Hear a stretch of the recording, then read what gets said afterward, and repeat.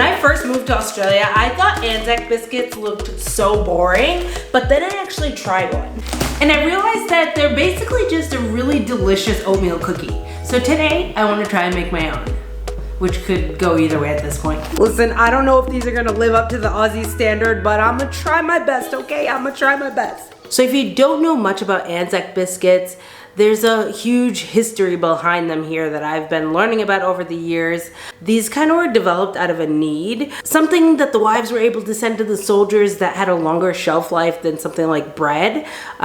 So the ingredients that were used back in the day, I think that they've changed over time, and people have, obviously with the modern conveniences of life, we are able to make them a lot more delicious.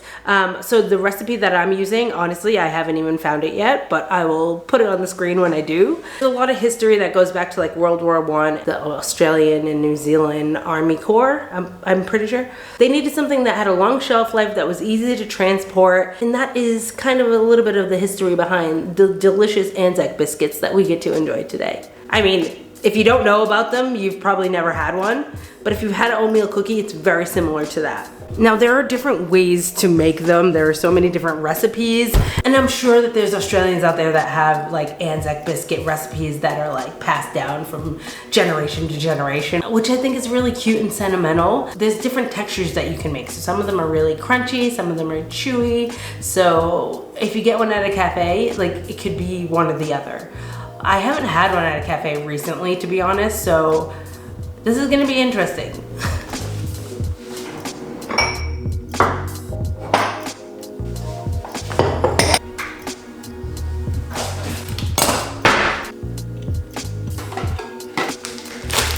So I've never used golden syrup before, honestly. I didn't even know what it was until I was looking for this recipe. It looks like just syrup, I don't know. You know, this is a key ingredient for ANZAC biscuits, so we can't make them without this. But I really wonder if they have this in the US, or is this just like a British, Australian kind of thing? Also, let me know, are you team crispy biscuits or chewy biscuits? I'm pretty sure that the ingredients in the OG, like back in World War I, ANZAC biscuits were like hard as a rock because they were very limited on the ingredients they could use. So I guess traditionally the crunchy ones would be the right choice. I won't lie, I do like a little chewiness to my cookies.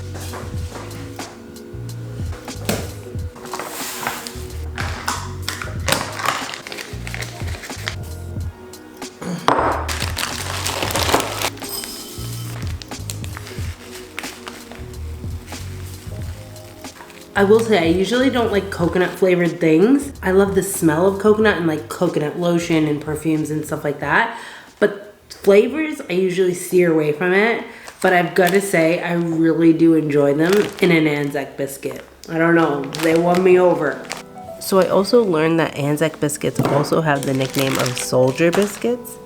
And for those that don't know, maybe you're watching this and you don't live in Australia, but of course you can enjoy ANZAC biscuits any time of the year, but there is a whole day here that is reserved in remembrance of the Anzacs, and that falls on the anniversary of the Anzacs landing in Gallipoli in Turkey, which the history behind that battle really is just so incredible and just tragic and courageous. There's even a dawn service here at sunrise, and I've been lucky enough to experience one at an actual military base, which was just so moving and emotional, and it's just a really important day here.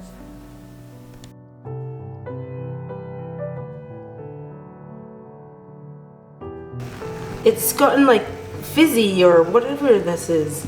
It's like foamy. Let's hope for the best.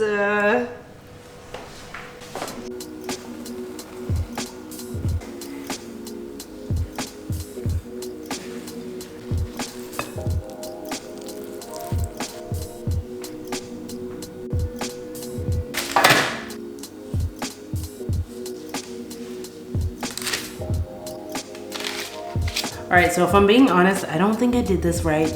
The dough has not gotten to a consistency that I'm happy with. Like, it's really hard to form the balls and it just keeps crumbling in my hands. From the little baking experience I do have, that's not a good sign. Like, it's already Look at this one, it's already breaking. It's already coming apart. I don't know, I'm just gonna put this little 6 batch in. I don't know if when it heats up, it will all combine together and get gooey. I don't know. I'm hoping for the best. I'm gonna put these in and see what happens. So I've added a little bit of water to the rest of the batch, and it seems to have made it stick more, but it's a little bit more gooey. So we'll see how this batch goes. This batch looks a little bit more promising. While this first batch is cooking, I think I need to get some dishes going. It's a bit messy in here.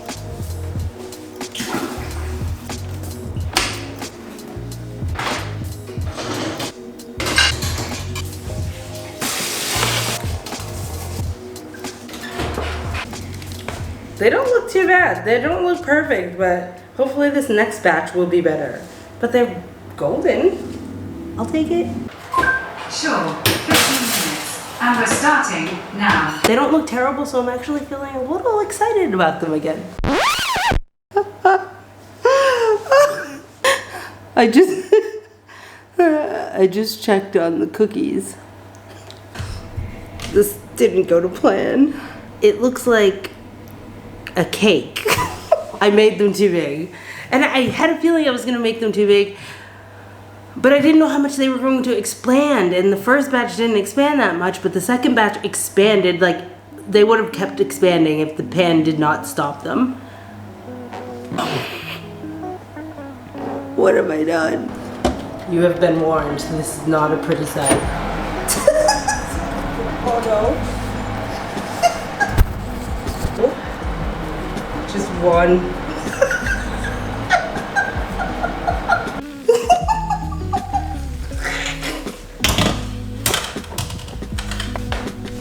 Batch 1. Batch 2.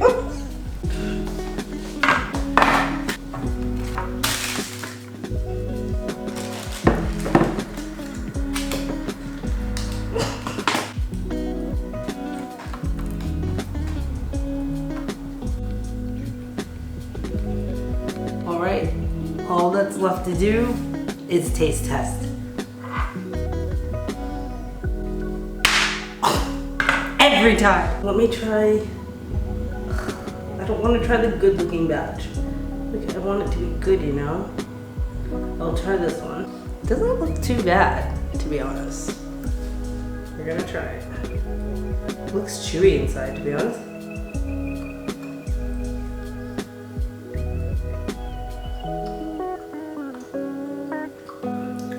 It's not bad. It's not bad.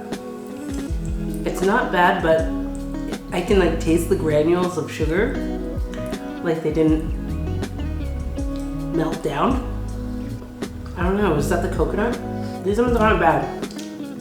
This is a prime example of trust the process.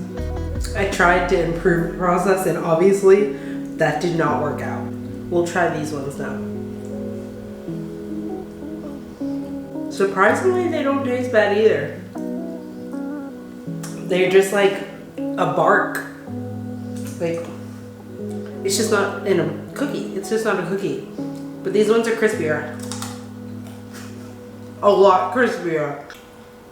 To be fair, I did pick a edge piece because the middle kind of just falls apart. Listen, my first batch of ANZAC biscuits did not go to plan, but there's always room for improvement. It's something I can work towards in 2024 to try and really nail an ANZAC biscuit recipe. I mean, I can tell you how good it tastes all I want, but the real test is getting an Australian to taste these things. Hey Doug! Come try this! What the hell is that? It's an ANZAC biscuit. That what the hell? Try and make an ANZAC lasagna or something? What the hell is that? It's an ANZAC biscuit. Okay, cool. Alright. Alright, so you want batch number 1 first or batch number 2? Batch number 2. Two? Yeah, because it's clearly bad. So let's have the bad one first. Here, taste it. Yeah. Yeah. Actually, It tastes good. It tastes like an ANZAC cookie. I know. Yeah. It just looks like. Looks horrible, but that's how it should taste. I know. Yeah. Spot on. Oh yeah. Not bad. I know. But I mean, it's No, just. no, no. That's alright. We won't bring that to your family. No. We'll call these ANZAC sunset cookies because they're so golden. They're not cookies though. I don't know. No, I don't know what this is. Batch 2 is how an ANZAC cookie should taste. Okay. So that's good. This is batch 1. Batch 1. Batch 2, burnt batch, are more ANZAC cookie-ish than batch 1 because they're crispier. Yeah, but I give you a crispy part. Yeah. Try this part. It's not the crispy part. I actually think these are perfect. Batch 2 is the one. Even with its golden brownness and everything. I'm gonna need a couple of these to go. Alright, I'll see you later. Australians all I tried to redeem the flat ones with this cookie cutter. They came out pretty good. You would never know that they were an accident. They're going to get eaten, okay? You better believe it. Also, if you have any tips on how to get better at baking these or what you would have done differently, I would love to hear it in the comments. Bye.